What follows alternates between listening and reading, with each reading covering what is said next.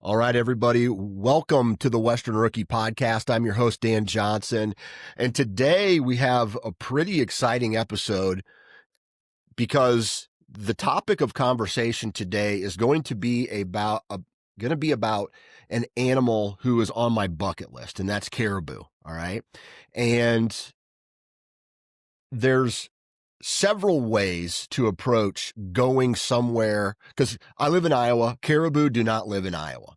All right. So I would have to go to Canada, Alaska, somewhere like that and find a way to do it. Right.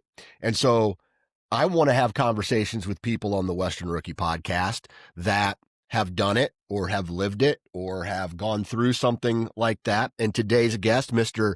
Justin Jensen, thanks for coming on, man. Yeah, thanks for having me on, Dan. I appreciate it. Excited to talk some hunting with you. Yeah, absolutely. And so we got to back up a little bit because you were on the Nine Finger Chronicles podcast a handful of years ago.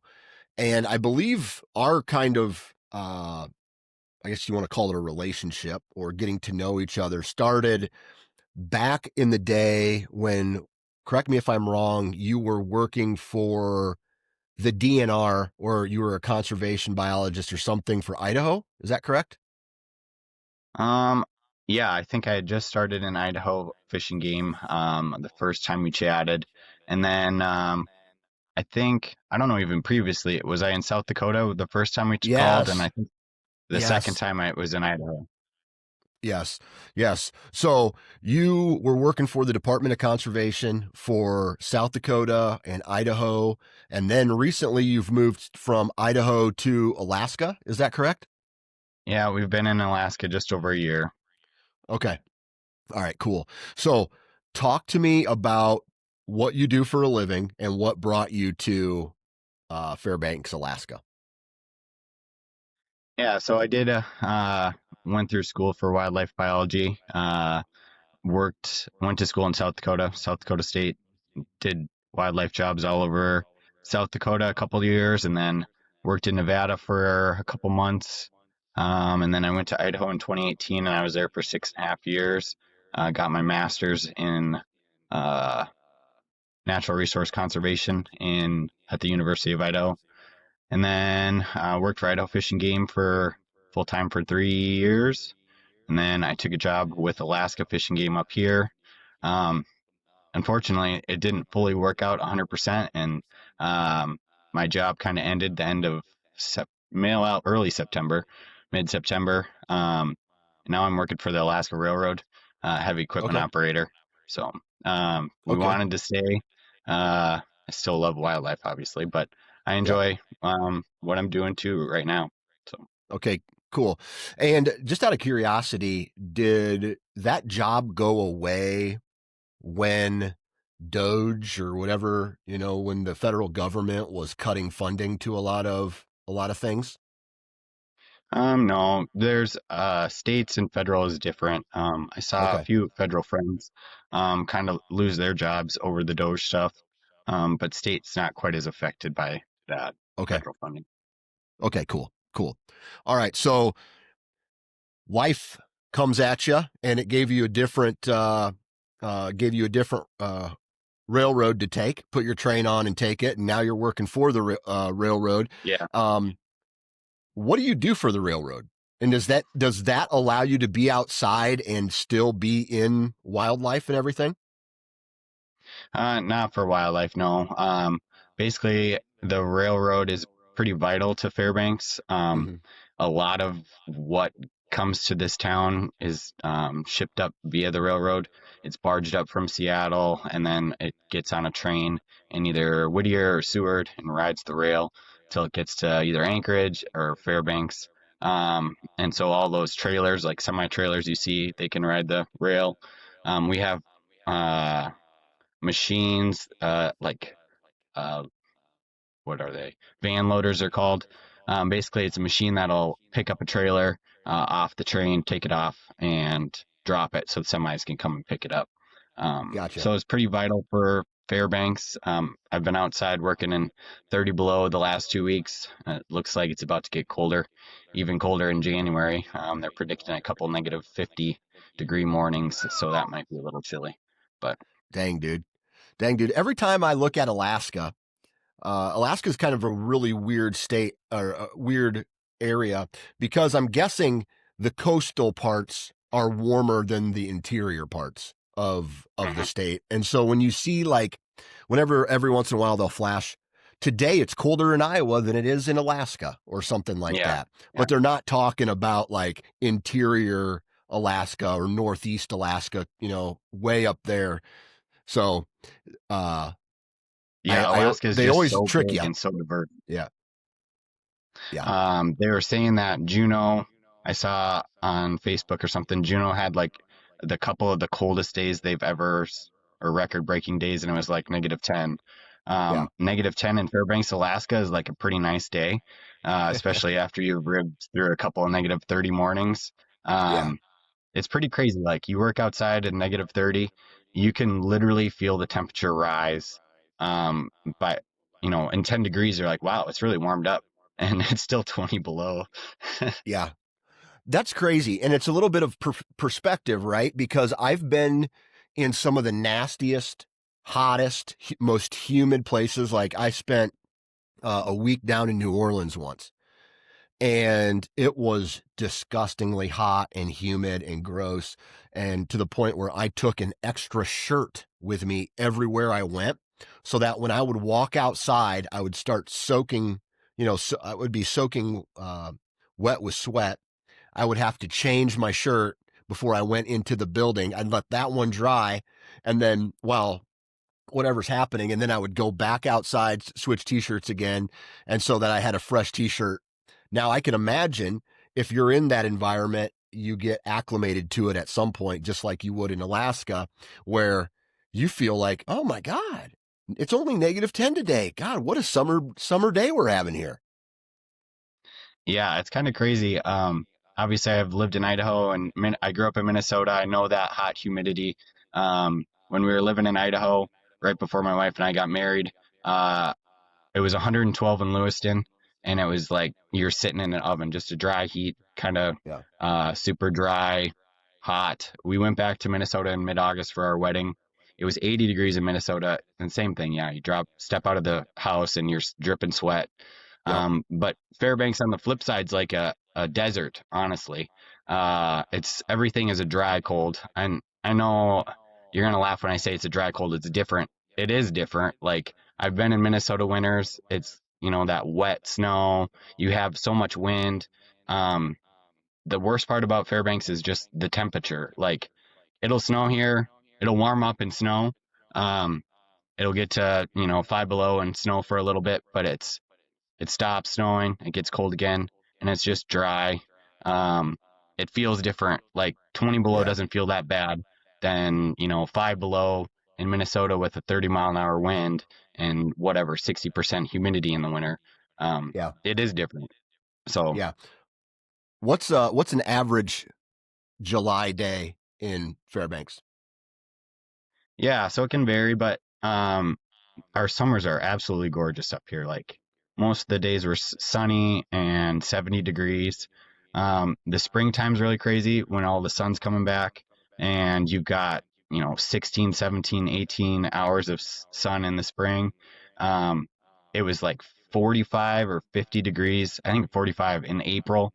There's still like 3 feet of snow on the ground, and me and my family and the kids are out playing in the driveway in t-shirts. We're just sweating. Like it's just it feels so hot. 30 and 40 degrees after 30 below, it just feels like you could be tanning out there in 30 degrees and it's Yeah. it's crazy. But Yeah, you're yeah, you're like that wonderful. grizzly bear who's come out of its den for the first time, and you're like, "Oh my God, what's going on? It's summertime or it's springtime. Let's go, baby!" I love it. Yeah.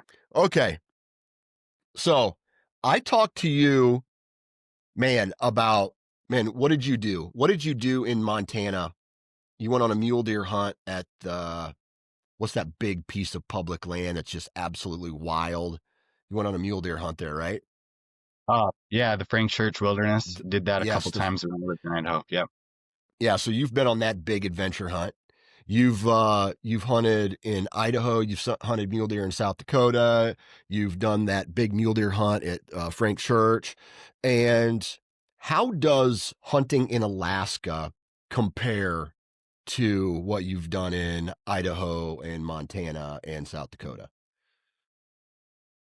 And it's just a whole nother realm. And one hard thing for Alaska was you got to wait a full year to become a resident.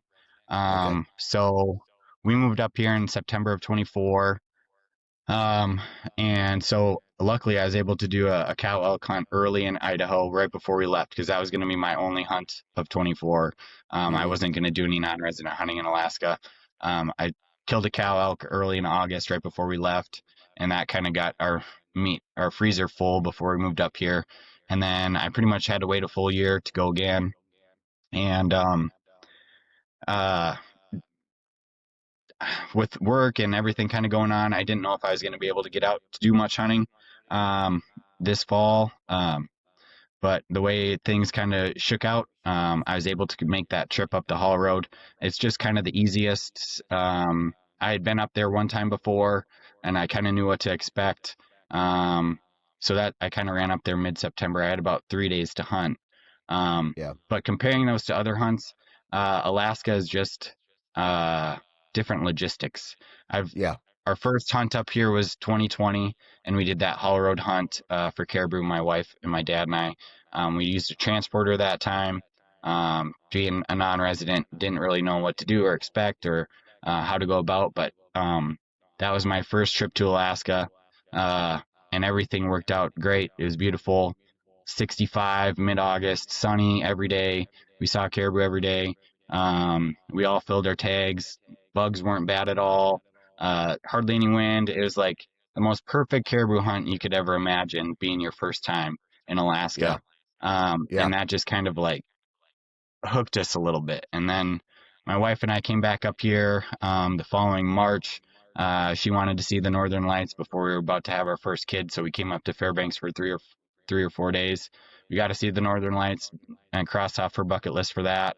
And then in 23, we went to Anchorage and a summer trip down to the Kenai Peninsula. Did fishing with all of my family, and Alaska just kind of hooked my wife and I. We loved Yeah. everything about it, and just wanted to figure out a way to get up here. Um, Hunting's a big part of my life. I've done it my whole life since I was 10 years old, sitting in the stand with my dad. Um, so it's what I do every year. I got to do something for hunting, no matter what. And Yeah. I've got a bunch of critters I want to knock off my bucket list, and a lot of those critters live in Alaska. And I knew I Yeah. wasn't going to be able to afford to pay to come up here and do all those hunts all the time. And the best way I could do it is just figure out how to get here and live here and do it as a resident because, Yeah. um, yeah, I wasn't going to be able to afford it. So just Yeah. made it work. And luckily, I have a wife that is very loving, and she's got a remote job, so she can kind of work from anywhere. So we made it work and got here. Yeah. The cool thing about Alaska, correct me if I'm wrong, one guy told me that throughout the course of an entire year, an Alaska resident has access to like 54 tags that they can hunt throughout the course of a year, including like residents have first come at certain types of sheep and caribou and moose and all that stuff. Like, so it's not a matter of if, it's just a matter of when you're going to make the time to go out and hunt everything that's available in Alaska. Is that Yeah. accurate? Um, yeah. So for as a resident, I think it's like $99 or something for your fishing license, your trapping license, and your hunting license. Um, and basically the tags, I guess, um, are free for residents for most species. We don't have to do like the locking tags except for I think bison and muskox. There's a couple locking tags for draw, moose hunts, and stuff like that.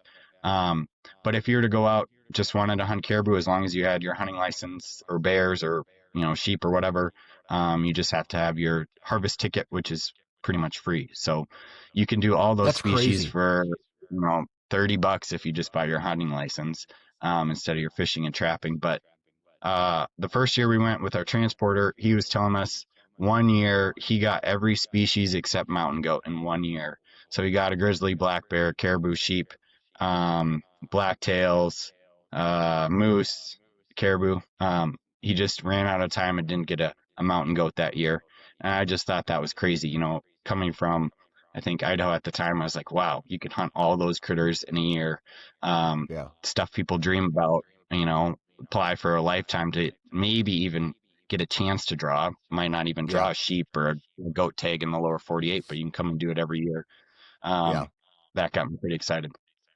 That's crazy because, like you said, there's a line if you're not an Alaska resident, and it sounds like it at those prices, everybody is encouraged to hunt.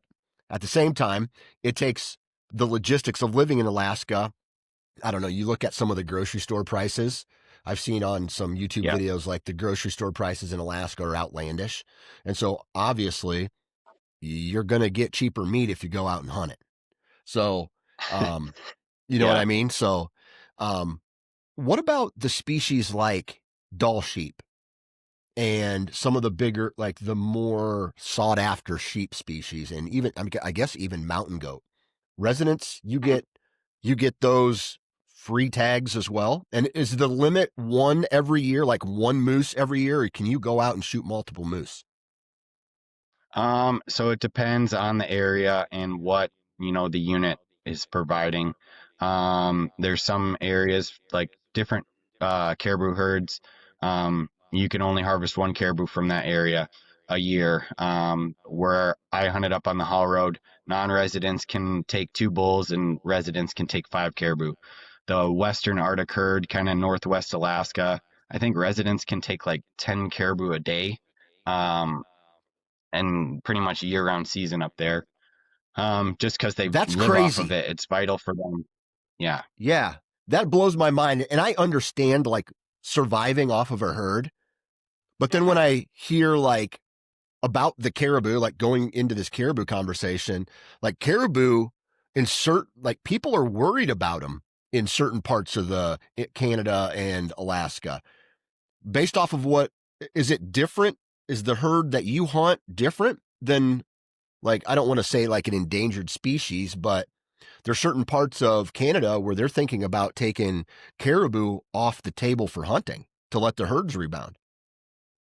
yeah. It all is variable factors. Some herds are doing better than others. Some are declining. Some are stable. Some are slightly increasing.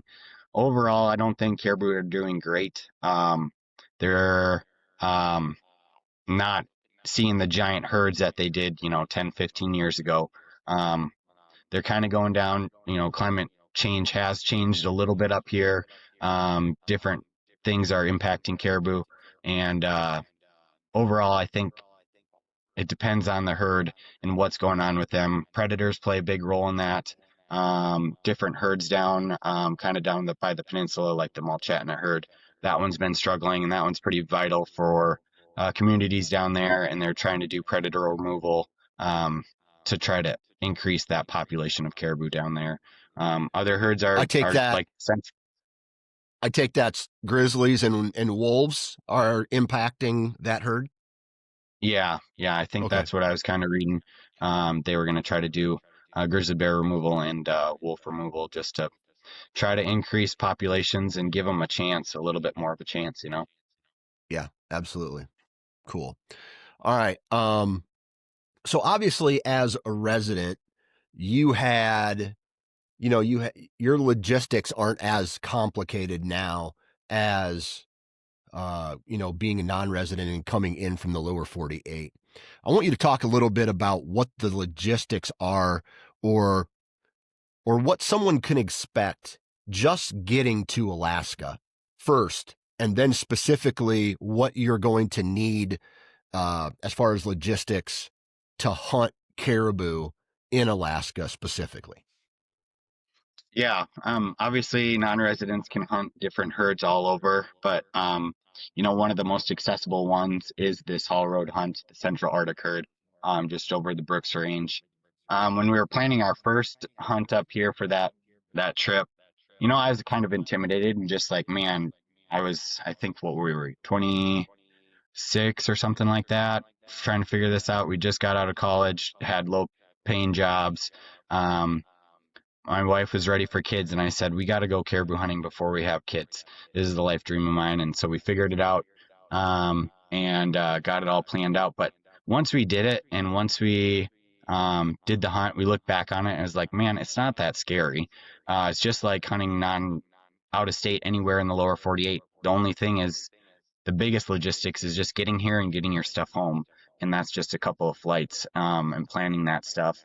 Um, on the flip side, as a resident now, like when I went and did this hunt in September, I literally just left my house, drove up 8 hours, started hunting, drove home.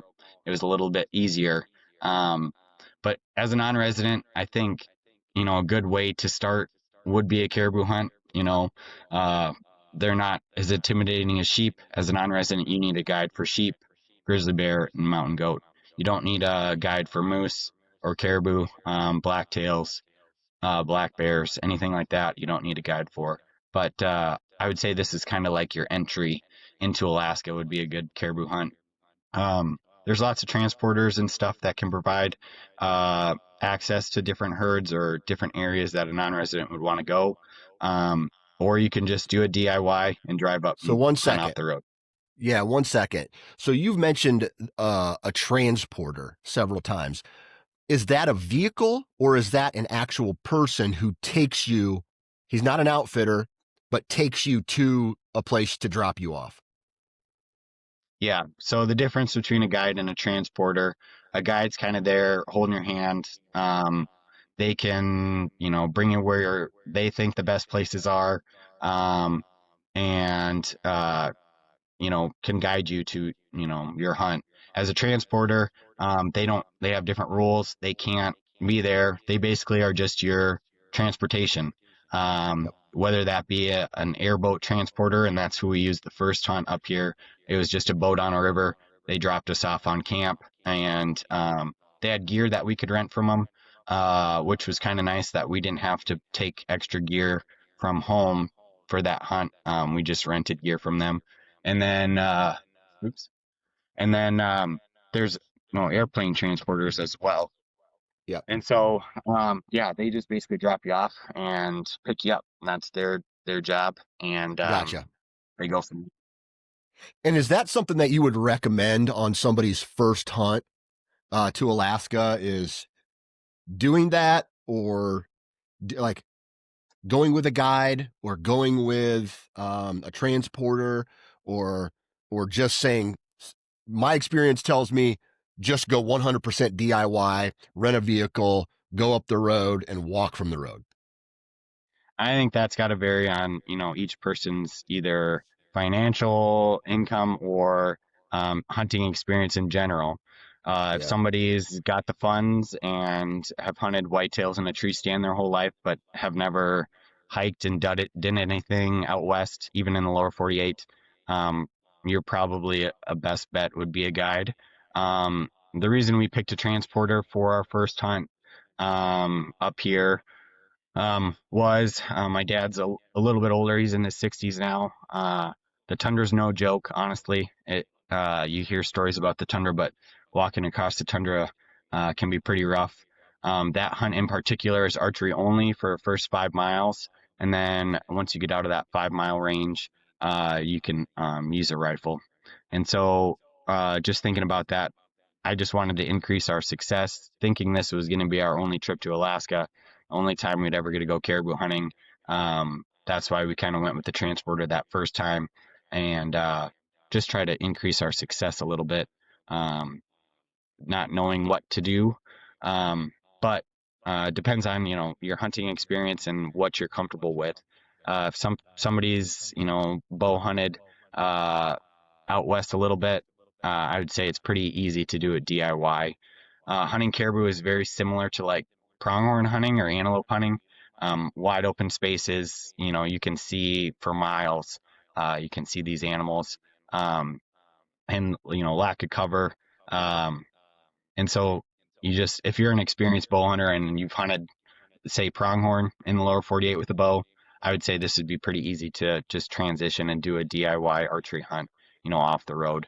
Um, and it's Okay. doable. So, Okay. So the first thing that comes to my mind when you say for so there's one road and it just goes straight for a long ways, right? And yeah. 5 miles on each side of this road is archery only, correct? Mhm.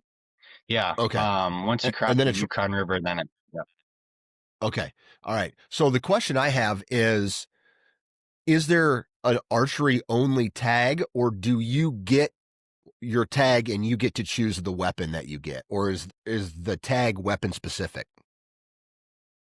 No, it's just your tag, and you can pick if you want to bow hunt or rifle hunt. Um, One of my old supervisors in South Dakota, they came up here, I want to say 2 or 3 years ago. They brought bows and rifles, and they, tried bow hunting a little bit, and then hiked out the 5 miles and got a couple caribou with the rifle. So you can do either or. Um, it's not archery or rifle specific tag. It's just the caribou tag.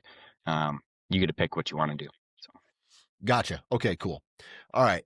Um, Now let's talk bow hunters just for a little bit, because ultimately my dream is to shoot a caribou with a bow.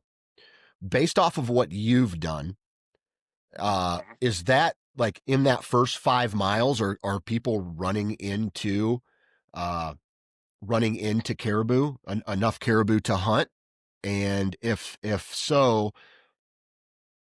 because I don't know, like 5 miles seems excessive as far as if it's a safety reason. You know what I mean? Like we don't want any rifles, and I get they're probably trying to prevent people shooting from the roads at these animals, or shooting back at a road. But 5 miles seems really excessive for that rule.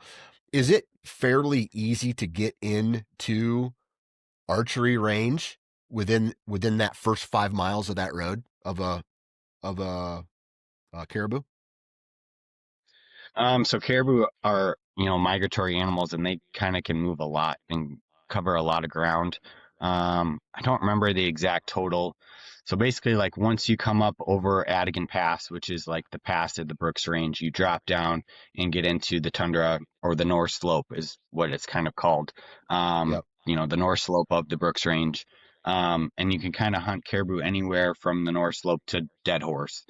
Dead Horse is kind of the oil refinery, not refinery town, but oil rigging town where all those, uh, where the pipeline starts. And uh, you can hunt anywhere in between that. And I don't remember the exact mileage from or from Adigan Pass to Dead Horse. It's a couple hundred miles, like 250 miles or something like that. So it's a long road. Everything's pretty bumpy and slow. It's not like you're traveling 80 miles an hour. There's lots of semi traffic all up and down that road as well. Um, and so the caribou can kind of be anywhere within that range.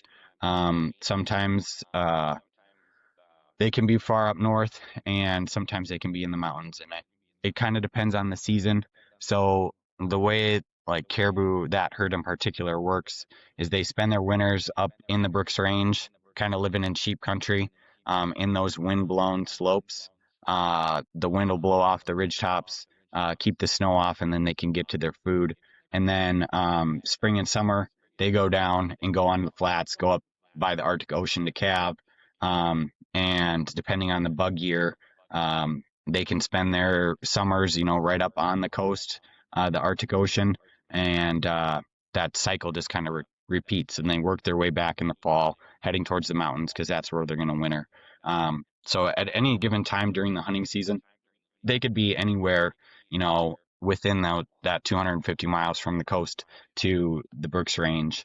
And it Okay. varies. Caribou are all different too, so they all kind of pick and choose what they have a plan for the spring and summer, um, and yeah, it just depends on where they can be at any given moment.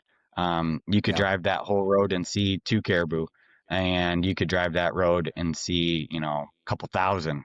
Just depends on where they're at the moment. So Right. And so you're saying the herd that you went hunting was north of the Brooks Range all the way to what ocean is that? Or what the Arctic the I guess you would call it the Buford Sea, the Arctic Yeah, I Ocean? think it is the Buford Sea. Yep. Yep. Okay, Buford Sea, Arctic Ocean. Okay.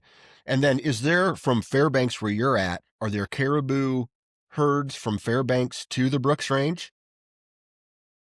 Yeah, there's a couple different ones. There's the 40-mile herd. They kind of go from like Fairbanks to Whitehorse and live in like the White Mountains range. And there's a road that kind of cuts off. You drive, oh, what is it? 10 miles north of Fairbanks, and you can cut off on this road, and it'll take you to Circle, I think is the end of it. It's right on the Yukon River. It's about 3 hours to get to Circle from Fairbanks, but people will hunt the 40-mile herd. In that country, but that herd's not doing as good either.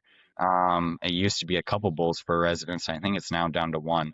That one's Got been it. dropping the last few years. And then just over the Yukon River, as you're going up the Hall Road, there's a small herd that's right around the road just past the Yukon. And there's a couple hundred animals in that one. Non-residents can hunt that one. It's one caribou for them, um, for that herd in particular. Um, but yeah, it's just a very small herd, so it's kind of hit and miss if you're gonna run into those or find those ones. Um, and then yeah, you get further north, and there's another herd there too, the Central Arctic. And then on the east side of the Brooks Range, eastern side of the Brooks Range, there's the Porcupine caribou herd, and they go into Canada and spend their kind of springs and summers in Canada or right on the Alaska border, and then they kind of work their way back in like the southern Brooks Range east of the Hall Road for winter, and that's where they kind of go. So there's a couple different herds in northern Alaska that is fairly accessible for folks to hunt for up here. Gotcha. Okay. Cool. Cool. All right. So we've made it to Alaska. You kind of decide, is there a different strategy for archery? Have you gone after a caribou with a bow yet? Yeah, so those two caribou I got this fall, that was archery. Uh, Oh, okay. as I did, yeah, so I shot them with a bow within that 5 mile range. And so I don't know if there's a different strategy. I brought both. This is basically a meat mission. Okay. Not our residents can shoot 5 caribou, and I was just looking to put some meat in the freezer. I could shoot cows or small bulls or whatever. Um, and so that was my goal. Like, I'm going to try to do it with bow because, 5 miles is a long way, like you were saying. And to carry a caribou back 5 miles to the truck across the tundra is a pretty big task. So I was doing archery first, but if I wasn't seeing any caribou within that corridor, I was going to try to make the hike out there and see if I could get one with the rifle. But it all worked out, and I stumbled on a big group of caribou and had a lot of fun chasing them for a few days for sure. Gotcha. What kind of terrain are these animals in, and does that allow you to get close enough to them? Because you compared them to antelope, and when I think antelope, I think eastern Wyoming or Colorado or parts of South Dakota where it's flat as a pancake and there's no terrain to sneak up on them. So if you do get a chance, it's like a 60-yard shot. What's your experience in the terrain with caribou? So it just kind of depends on where they're at. So as you kind of come off the Brooks Range, it tapers out of mountains and it has some rolling hills for a while. There's lots of water and stream beds. And then the further north you go, you kind of follow this river. It's got a long, super long name, but it's short. It's called the Sag River. Kind of parallels the road all the way to Dead Horse. Um, and that's on the east side of the road. But um, as you go north, get closer to a Dead Horse, there's not much. It's flat as a pancake. The tundra's a foot tall. Um, there may be a couple willow patches that are a couple feet tall, but it's tough. If you're that far and there's not that much terrain, I think it's very tough to get within a very close archery range. And caribou are smart. I'll tell you a couple stories later when how I did this hunt and what I kind of experienced with caribou behavior. But Right. as you kind of go back south and get closer to the Brooks Range, like there's more rolling hills and have a little bit more terrain, a little more cover to work and try to get within that comfortable range of them. So Gotcha. Okay. All right. So there is opportunity to get close with with a bow. And yeah, for sure. you can also or you hike that 5 miles. Now, are there roads that veer off from the haul road to where you can go and shorten that 5 miles? Or is it one road, 5 miles on each side? That's the rule. If you want to use a rifle, you have to walk from that road 5 miles in. Or are you allowed like ATVs or side by sides? Nope, it's walk-in only. But Okay. there's a pipeline that goes from Dead Horse to Valdez, and that pipeline follows the haul road pretty much the full way. And so they have access roads, for the oil companies to go and check the pipeline in certain areas. Those can be good access points. Just you're walking on a gravel road instead of walking, you could Right. go a mile out on this access road, and then it's 4 miles or whatever. This spot where I was hunting in particular this fall, there's an airstrip there and it kind of veers off and there's a big lake. Um, and so this road veered off to go around the lake and you start kind of like 2.5 miles from the main haul road. So like if I were to hunt that spot in particular, I would just have to go 2.5 miles from my truck to make the 5 miles to the main road. That's where, Yeah. um, so yeah, there's a couple spots that can, make access a little bit easier, but not a ton of spots like that, in that Gotcha. stretch. Okay. And then as you get further away from the road, does the land become more uninhabitable, meaning harder for you, or just because the road runs north south, correct? Yep. And so the further you get away from the road, does it become harder to navigate? I mean that's a pretty good road. There's so much semi traffic on there, uh, and especially during hunting season, there's all sorts of hunters up there, as well. Um, yeah, you can go stretches without seeing anybody for 50 or 60 miles, but um, I wouldn't No, know. I'm I wouldn't sorry. say it's Yeah, let me rephrase that question. I park on the road. I walk. Is it easier to walk from mile 0 to mile 5 than it is from mile 5 to mile 10? Does that make sense? gotcha. I would say there's certain spots that are going to be easier. Like, so tundra is weird. There's permafrost under the tundra that's permanently frozen. You can be up on a hill and you can be squishing through water. Like that water does not seep into the ground far enough to be dry. There's other spots where there could be a little ridge or something that's protruding up, and it's more rocky and not quite tundry or wet.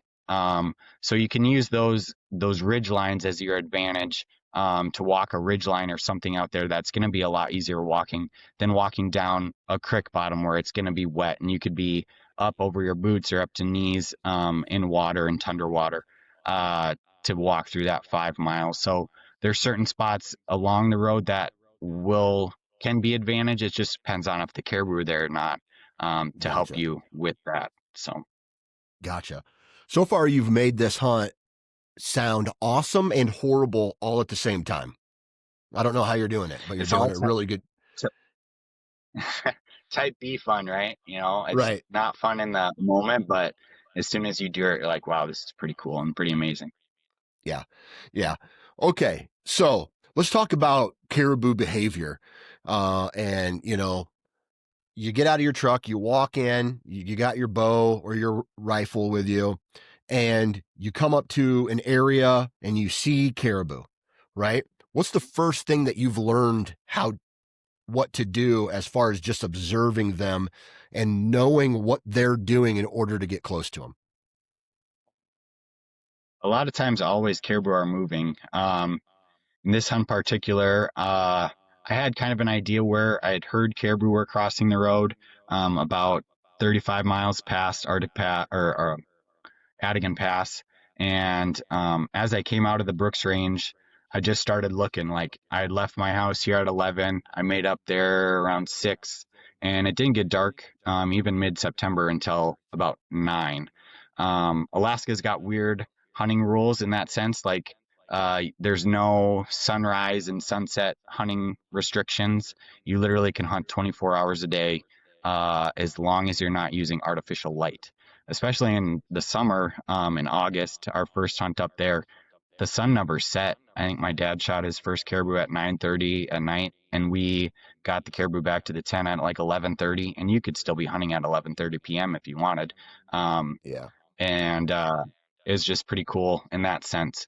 But yeah, so their behavior, basically, as you're hunting up there, you're just kind of looking for critters, looking for animals. Um, when I went up there in September, it just kind of snowed. Uh, you're above the Arctic Circle, so winter is long up there for sure. Temperatures ranged in around 30. One morning I saw 17 degrees in mid-September up there. But you're just kind of looking for tracks or signs of caribou. The biggest thing is just spotting, glassing, using your optics to find them for sure. Once you find them, then you can kind of make a move. Um, and looking for some train to how to get to them. That first day when I drove up there, I spotted a herd of caribou just off the road, still kind of in the Brooks Range. Like there was mountains. Yeah. Um, and there's a group of probably 200 or something, and they were kind of going north to south. They were kind of traveling south along this ridge, and I just kind of got a mile or so in front of them, and I wasn't fully, prepared to hunt yet. Like, I still needed to throw my camo on, get my bow set up, and then go after them. But took me about 20 minutes to get all my gear ready, and then I started running up the hill, tried to just cut them off. Like, you want to get in a spot and have them walk to you, get in Right. that perfect location where they're walking within your range. um, these some of these caribou have never seen a human before, so they have no idea what you are.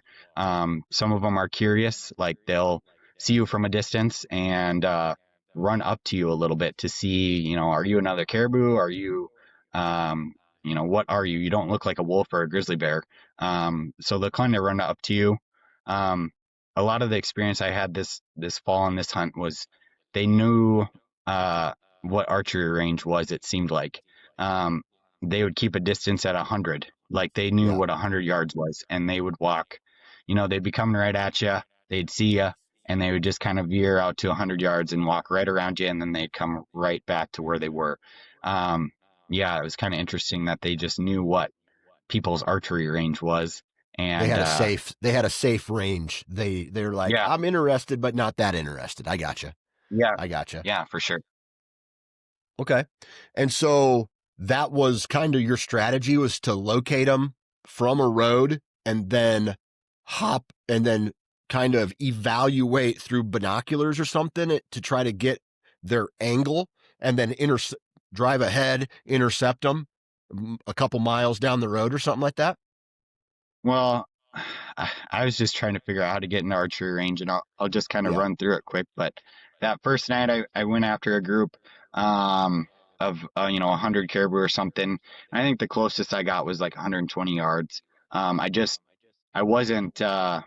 If I didn't have to take 20 minutes to get ready, I would have been up into the spot where they would have been crossing. I just kind of ran out of cover and ran out of time. Like they got to their uh, they cut me off before I was where I wanted to Gotcha. be on that Yeah. first herd. Um, Yeah. and so after I kind of failed that stock, I wanted to drive up further. There's where I had thought I had heard caribou were crossing a couple days prior.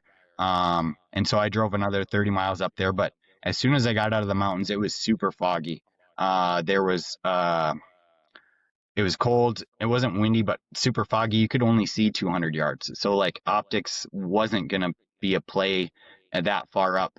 That first night, like I got to where I wanted to go. I saw lots of tracks crossing the road in the snow. Like, yeah, okay, the caribou have been crossing here, but I don't know if I'll ever see them unless they're right there. Yeah. Um, no way to find them at a distance with all that fog. So I spent the night there, and then I decided, I hunted there right away in the morning, drove up and down the road a little bit. I saw one herd. There was another hunter that it was a small herd, like 13 or 14 animals. And me and this other hunter kind of went after him a little bit. Nobody got lucky. And then I decided to go back to where I had saw that first herd the night before.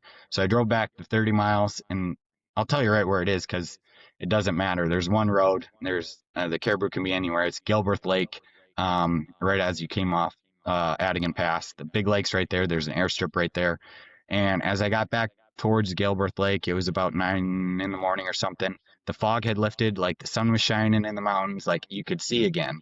And I just kind of glassed down there, and it looked like there was 1,000 caribou right around this airstrip. And I'm like, oh wow. So I'm gonna go down there. Obviously, I can see there's caribou here. We'll just kind of play it out and figure out how to make this work. I drove around, parked the truck.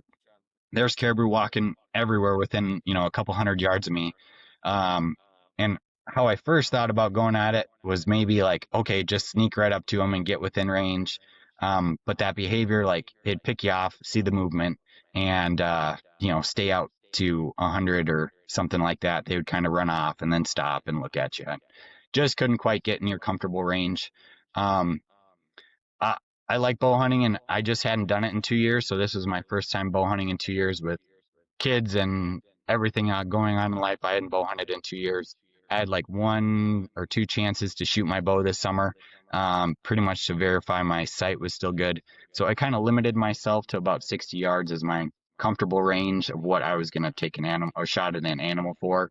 And so I needed to make sure I was within 60. Um, just that's where I felt comfortable for this hunt. And after an hour of playing cat and mouse with caribou at, getting some at 90 yards or 85, I'm like, okay, this isn't working. There's still hundreds of caribou all around. I can see them everywhere. Let's try a different strategy. Basically, I could see they were kind of working this ridge a little bit. Some were bedded, some were just kind of milling around, some were moving a little bit. I thought, okay, they're going to use this ridge, or that's where a lot of these caribou are using. Let me just hike up and get closer to this ridge and just sit still. So I got closer to this ridge. I sat down, got behind a bush, kind of tucked myself in a little bit, and I sat there for 3 hours. I had 400 caribou on the ridge at like 300 yards. Just they knew I was there. Um, they were all bedded down looking at me, and it was pretty cool just to see like bulls on bulls and cows and calves and all these animals all around you. It looks like National Geographic. Yeah. And I knew that there was more caribou coming. You could see caribou from like 2 or 3 miles away. And I'm like thinking, yes, these ones right next to me know I'm here, but the ones that are coming, from a mile away have no idea I'm here. And I just need to sit and wait. And eventually maybe one will come walk within my range. And so after 3 hours, there's some caribou that were like 400 or 500 yards away that had been bedded that morning. They kind of got up and started to walk a little bit. And I'm just walking. They started using that ridge where I knew they were going to kind of use and follow the other caribou. And the first cow and calf came by at like 70 yards, and they walked by, fed right by me. And I wasn't going to be picky. I thought, okay, whatever first caribou comes within my range, I'm going to shoot, because I can shoot 5 caribou out of this herd, and I'm just trying to get meat. But after that first cow and calf walked by at 70, it was another hour of caribou just kind of funneling by. Uh, they would be at 100 or 80 or 90, 70, and just out of range. And seeing caribou for that long with a bow in your hand, um, it kind of helped like take the nerves off of it. Like you got to watch them for so long. Um, I wasn't, shaking like, sitting in a tree stand. You got that opportunity at a buck that comes by you for like 10 seconds, and Right. you get excited, and you got to make the shot with all that excitement. But Right. getting a chance to watch these animals for hours at a time kind of calms your nerves. And um, as that time went by, eventually there was this bull that came over, and he kind of took a different path. Like he came up over this ridge and then turned and came right in on a dime. And as I sat there, I'd ranged a couple rocks. I'm like, okay, this rock's at 55, this rock's at 60. And if a caribou walks within that rock, like I know he's where he's at. This bull came right down, and he came right at me, and he turned just in the rock, and I think he was at about 55. I drew, and he stopped and saw the movement, and he kind of jumped back a little bit. I shot, I double lunged him. He took 2 steps and tipped over, and I was like, okay, he was dead in 10 seconds. That was pretty cool. And there's all the caribou around me, like Bo's quiet. They kind of looked up and saw him fall over, but there was still more caribou coming. So I'm like, well, I might as well just sit here a little bit longer and knock another arrow, and maybe one will come by. After about a half hour, I still had caribou coming by at 80, 90 yards, walking by me. I'm walking right past that dead bull. I'm like, well, I better get to processing them. And luckily, he was only about 300 yards from the truck. So I walked down, grabbed my sled, walked back, processed him, walked him right back to the truck, and had one, first full day down. So that was pretty exciting to get that one out of the way. Okay. So you shot a bull, your first, right? Now, it would be awesome if I could go to Alaska and I could shoot a big giant bull because, as someone who has a caribou on their bucket list, I'd love to shoot a bull.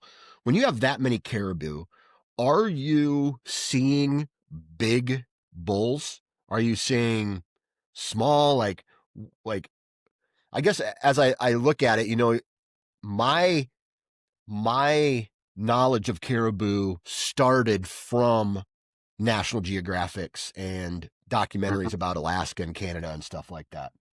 And so you get to see these big giant, I've had a buddy go up there and he killed a giant one. He used a rifle, but he shot a giant caribou. Um, are are big caribou available up there? Like big antlered caribou available out there? Yeah, yeah. I mean, I wish there wasn't that 5 mile rule. Like as I was sitting there in the brush and I had caribou bedded all around me, I saw some really big caribou. Like, um, as the herd, um, I would say, there's percentages of what is in this herd. You have cows, you have Yeah. calves, you have small bulls, yearling bulls, older age class bulls, and older age class bulls are less percentage of the herd. Yep. And you're going to see more cows and calves than you are going to see bulls. And that bigger age class of bulls would be like, oh, just kind of comparing it to a whitetail. So there was like, say, if you were to take a 3-year-old whitetail and a um, pretty nice caribou, um, I would say there were like one out of 75 or one out Okay. of 100 was like that that age class, per se. Gotcha. And then the giant, like I saw a couple giants, like ones that would make, Pope and Young, Boone and Crockett type caribou. And that was like 1 in 5, 600 that was that big. Gotcha. With all we have to deal with the winter predators, that's thing, less animals are making it to that age class. So there's just going to be less of them available.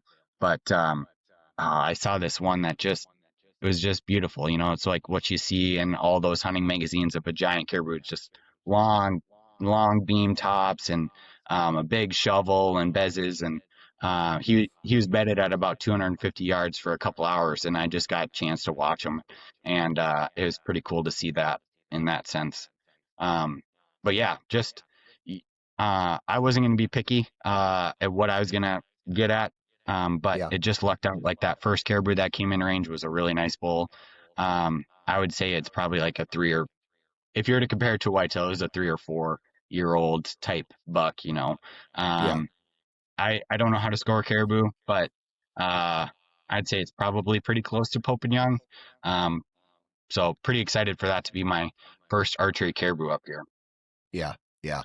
And so it it sounds like just like all hunting, it's a different version of patience, right? Like hunting in general, you have to have patience. Like for the ultimate would be like, well, not the ultimate, just a different version of it would be sitting in a tree stand and waiting for a whitetail to walk by you, right? And it sounds like There's like spot and stalk mule deer. That's much more active, but you have to have a different version of patience in order to get to that, to get to success.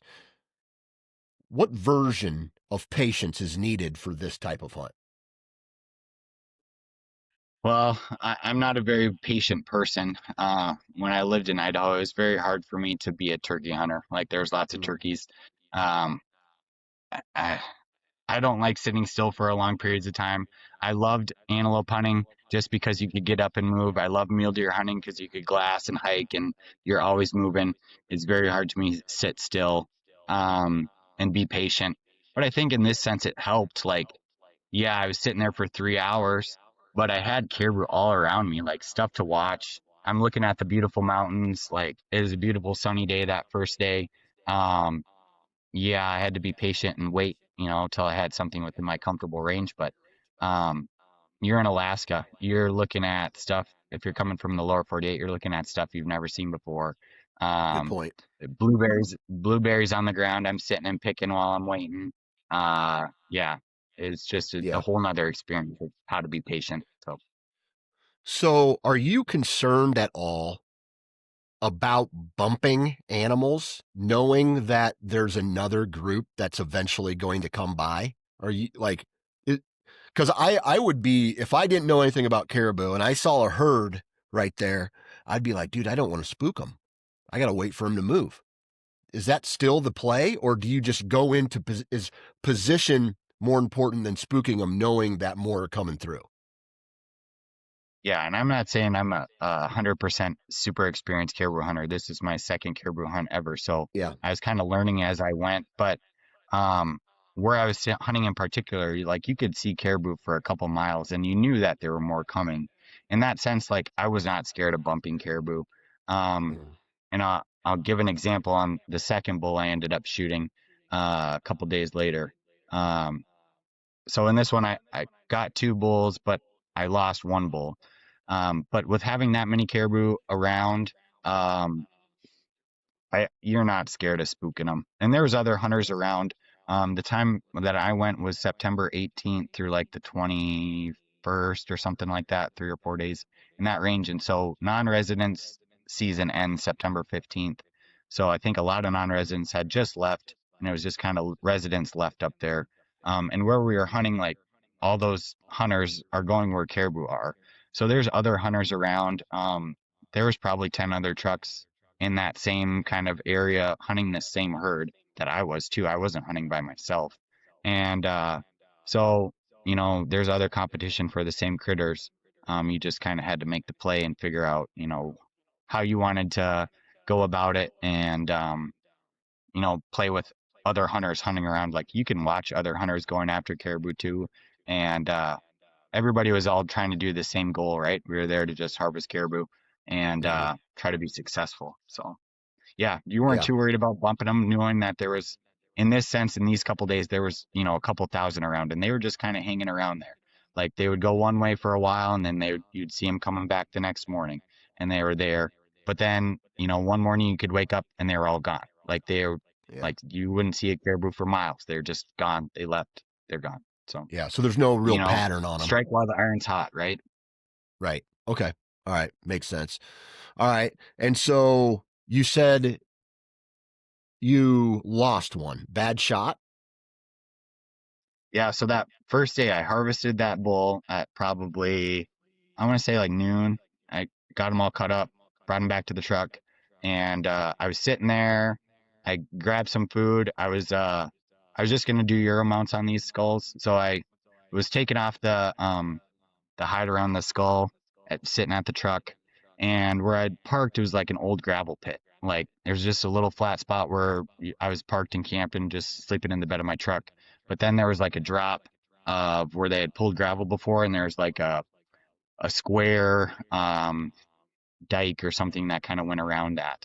And then on the backside of this dike, it was just flat tundra till it dropped down to the lake. And there was kind of a stream bed, a mile or so out.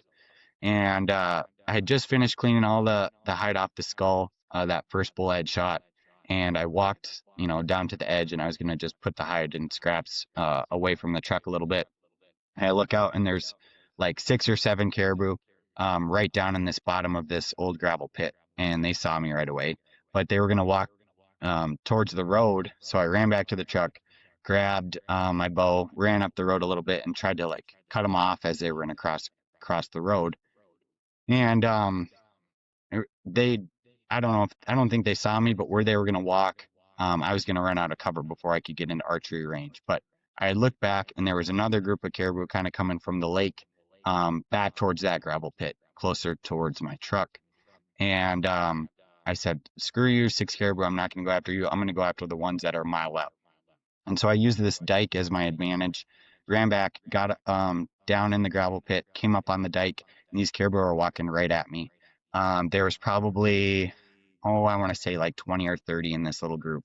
Um, and some really nice bulls, some cows and calves, and they were walking right towards the dike. And I'm using this dike as like, peeking over the dike a little bit, and I could just see antler tips as they're coming closer. And they're 100 yards and they're 80 yards, and there's some tall grass on the dike that I had struggled to get, a range on, a comfortable range. My rangefinder wouldn't read through the grass.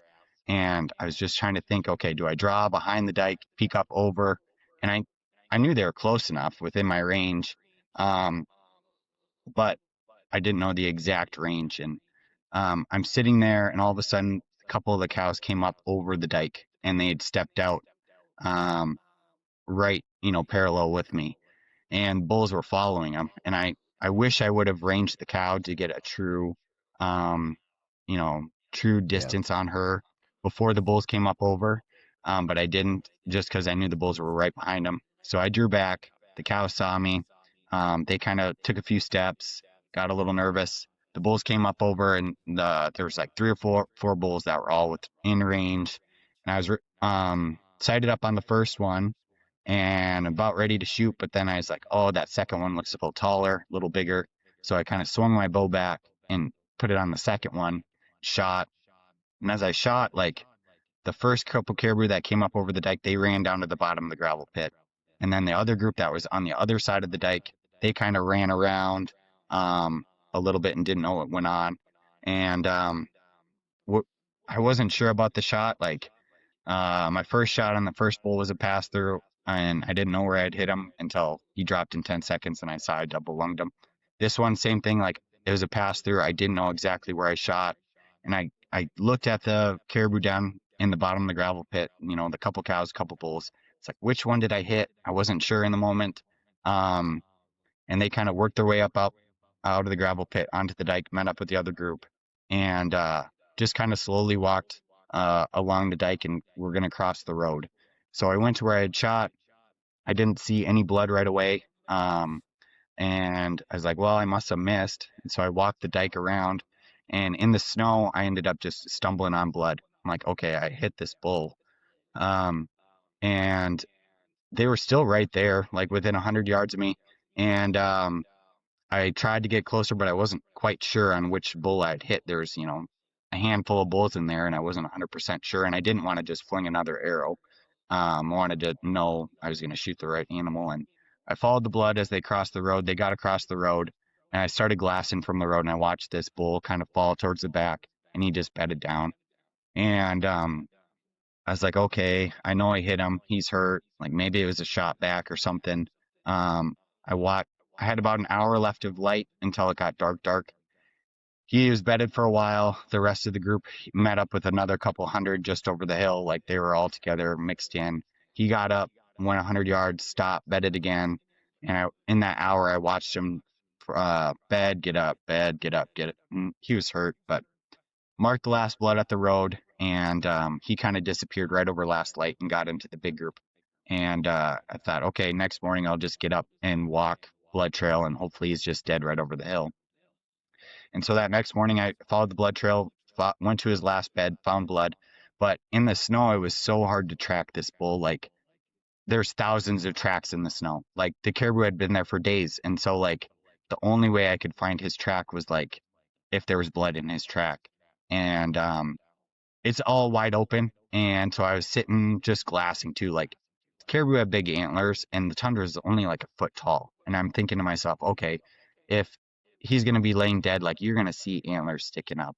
And Mm. and so I glassed and glassed all morning. That was like the coldest morning I saw. It was 17 degrees, and I was sitting there. My boots were freezing. Like the tundra wasn't frozen yet, so you're bunching through water, and my boots froze solid as I'm sitting there glassing, trying to find this bull. I ran out of blood, couldn't track him anymore. Just ended up not finding a dead bull. Dang, dude. Looking back, I must have just hit him kind of through the the back hams or something. I think it was a far back shot. I got enough blood, but yeah, just not a lethal shot. Yeah, So I think he probably just a flesh wound made it through. Hoping gotcha, so. gotcha. So then on the next approach, you were successful again on your second bull. Then, well, Yeah. So your that third was shot, your second bull. yep. Yeah. So the next day, I spent that first morning looking for that bull I'd hit the night before. No success finding him, and then I was cold. I glassed until about 1 o'clock in the afternoon, just trying to find them or get on another caribou there. I went Yeah, back to the truck. There was a big group of caribou that had been bedded all morning, and there was like 400 or 500 in this flat. And there's a road that went all the way around them. And there was other hunters just kind of sitting on the road waiting for them to get closer across the road that they could um, get within range of that. But I kind of spent my distance looking, but midday, I went back to the truck, got some lunch. There was another group of hunters in the same parking lot camped with me, and I had talked to them for a minute. But then the caribou had got up and started to move towards the lake. They were making this, probably 2 mile walk towards the lake, and it's all flat tundra. Like once you get past the gravel pit, it's pretty much flat for a mile, and then they hit a creek bed, and then the creek bed just kind of dropped down to the lake. And I told the other hunters I'm just going to go for a walk and see, if I can cut them off or get, within range or something. And you can't come at them from the flat tundra. Like they see you coming from a mile. Like there's no luck with that. But as I walked there, I ended up finding that creek bed and using that as cover. It dropped down 5 or 6 feet from the flat top down to this creek bed. And I just followed the creek bed and saw where they were crossing. So I hiked the creek bed for about 3/4 of a mile till I could get in front of where all these caribou were coming across. And where I thought I saw them coming, it just like peeked up over the top, and I had caribou at like 40 or 50 yards, some small bulls and um, cows and calves and stuff. And I had 3 arrows in my quiver, and I was like, okay, this is gonna be easy. It's only like 2 in the afternoon. I've got plenty of time. And so maybe I'll shoot two back here and just hike them back to the truck. And first bull I saw within range, I ranged him and he was like 60. And he wasn't like super big, but he had a cool like drop time coming off of one of his bases. And I was like, oh, that's pretty unique. I'll take a shot at him. I shot and missed and watched him just walk off. And so I'm down to 2 arrows. And I'm like, okay. Uh, Another group of caribou were coming, but I had to make a move back. I ran back and up about 75 yards to cut them off. I had a pretty nice bull come by at 60 yards, drew back, put my pin on him. I don't know what happened. I just whiffed it, missed that bull too. I heard my arrow skip across the rocks and he just kind of fed and went off. But there's still, 200 caribou coming across the flat towards the creek bed. And so I had 1 arrow left and I'm like, I need to make this count. I'm a mile and a half from the truck. I need to go home with a caribou here. So they need to be closer than my 60 range. And I watched this group come, got within close distance. Um, and as you were kind of talking, like worried about bumping caribou, in that sense, like I would be down in the creek bed and these caribou were coming across the top. The ones that came and dropped into the creek bed, they would see me and they would spook. Like at 70 yards, they would take off running and run, 100 yards or something. But the ones that were on the flat, 200 yards back, they never saw those caribou down in the creek bed with me. So, like, yeah, I wasn't worried about bumping these ones because I knew there was more coming and right. I wasn't going to scare those ones. Um, Gotcha. and so I'm down to my last arrow. I got into this spot where they were coming down and had a really nice bull walk by at 60. And I was like, I gotta wait till he's closer. I've got one shot left, gotta make it count. A couple more caribou come by, and now first cow walks by with like 45. And I ranged her, she's 45. Then this bull, really tall, long bull, comes by on that same trail, 45 yards, draw back. He sees me draw, stops. I shoot. I double lung him. He runs, blood's spewing, takes off. He does his death run like 300 yards and tips over. And so I had that second bull down. I ended up shooting him at about 3 o'clock. I had to pull him out of the creek to get him up onto the beach, processed him, and then hiked half the caribou back to the truck. And I was thinking, like, oh, I'll just grab my sled like on the first one and then walk back. But it was like patchy snow. And I think I got my first caribou back, or first half of the caribou back to the truck around 7. And then I walked back with nothing in the sled. It was like a 30-minute walk for a mile and a half across the tundra. As I walked with the head and the second half of the caribou pulling the sled, it took me like 2 hours to walk across in the dark to get back to the truck, and I was gassed. Like it was rough. I'm like, I am so Damn. glad I'm not 5 miles from the truck and only a mile and a half. Yeah. Yeah. Well, that sounds fun, dude. What you've kind of described sounds really fun. And it sounds fun because you know that if you make a mistake, you're going to get another opportunity if you're patient enough. Right. And that's Yeah, for sure. every hunter's dream, is to have so many opportunities that you can make as many mistakes as you want, and you're still Mhm. going to get an opportunity at the end of the day.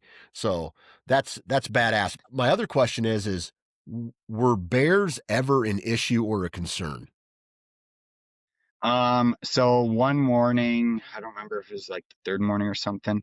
I think it was the morning after I had shot that second or that bull in the creek bed. I was super sore that next day, so I just kind of hung out around the truck, watching caribou around, and I glassed up the ridge I was kind of on the day before.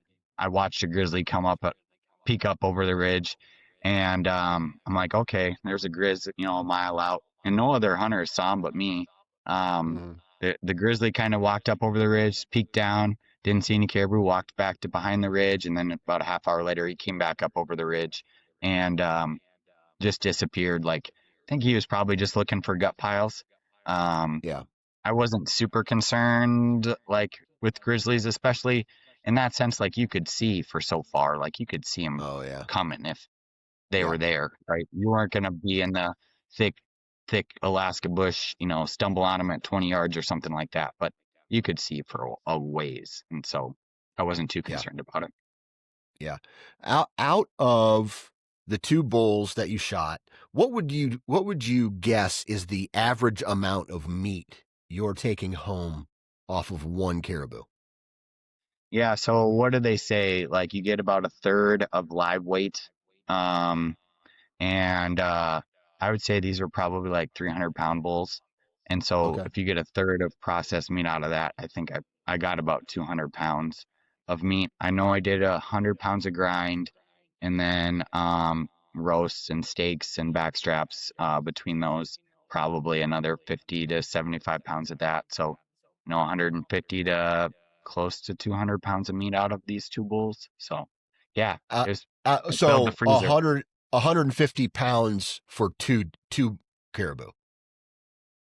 Well, I would say, yeah, closer to 175, I would say. If I got 100 pounds of grind, just grind, um, Okay. probably 50 to 75 pounds of steaks and roasts between those two bowls. Yeah. Gotcha. Gotcha. So somewhere between 75 to 100 pounds of meat per caribou. Yeah. Yep. Fully Okay. All right. processed. Cool. Yeah. We found Yeah. everything. Fully Yeah. processed. All right. Cool. And then I should have asked this right off the bat. What species of caribou were you hunting? Uh, what are the, so let me I'm blanking for a second. I know I there's can pull it up. I subspecies. can pull it. I know that there's a mountain caribou. Um, let's go this. Let's just go different caribou. Oopsie. Species. All right. Let's see what kind of different. There is the woodlands. There's the barren ground. There's the Greenland. There's the shoot. I don't even know what this one is. Sounds So these ones are Russian. barren ground. Yeah. Barren or Barren ground. tundra. Okay, barren ground caribou. All right, cool. All right. So ground caribou are the species that are up on that. Interesting. Cool, man. Um, any other like things a person should know right before, because you told a couple good stories. You get to Alaska, you come off this, you drive up this road, you start glassing and looking, you can find them, and then you're basically learning by making a lot of mistakes in order to get close to them. That's high level. But is there anything else that if someone's listening to this and they live in Missouri and they're like, dude, I'm going to Alaska and I'm going to go on a caribou hunt over the counter up there. What else do they need to know? Yeah, just the biggest thing is just be prepared. Like, before we did the first caribou hunt, we listened to a bunch of podcasts about hunting up there, and people had talked about, walking across the tundra, and they said it's like walking on a bunch of half deflated volleyballs on a flat basketball court. And like as you step on these tussocks, they'll roll and flip, and sometimes you're up high and just kind of be in the best shape that you can to walk across this stuff. Um, it looks flat, like comparing them to antelope in a sense, where like antelope was easy walking across a flat rangeland, everything's hard. But on the tundra, it's all different in that sense where everything is not as it seems. It looks flat, but you could be walking across the tussocks, and then you could be up to your knees in water. One thing I kind of really liked, or how I hunted, I just had a pair of like cheap Cabela's like waist high waders that had wader foot boots, and then Mm-hmm. I just bought a cheap pair of um like any type of boot, that would fit my waders in there. I didn't have my, Crispies or whatever fancy boots. Yeah. Um I was in those waders, and I'm glad I did. Like even in, September with snow on the ground, um, I was sitting in wet snow and water, like I was 100% dry, just making sure like I didn't want to get super wet, with how cold it was going to be. Um, I think that was the takeaway that I'm glad I had just waders with cheap boots that didn't really matter. It's not like you're hiking mountains or anything like that. Um, just, a comfortable boot that would fit over my waders. That was the biggest takeaway is just staying dry. The weather can change, up there. They always talk about how the weather in Alaska is pretty crazy. Be prepared for, anything, up there in that sense. So just have good gear that's going to keep you warm and dry. um, just have fun with it. I think one thing is, um, well, one person told me that be careful because Alaska is an expensive drug. Once you come up here one Oh time and yeah. just experience that, it's like it'll catch you. Like some Yeah. people will come to Alaska once and do it and say never again, but I'd say the vast majority are going to come up here for the first time, and it's just a whole nother world and an experience that you don't get down in the lower 48.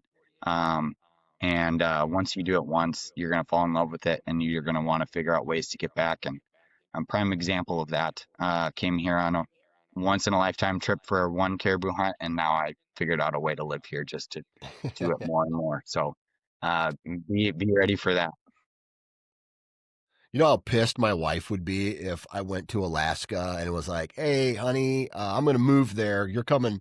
I'm bringing everybody with." I don't think my wife would be too keen on that.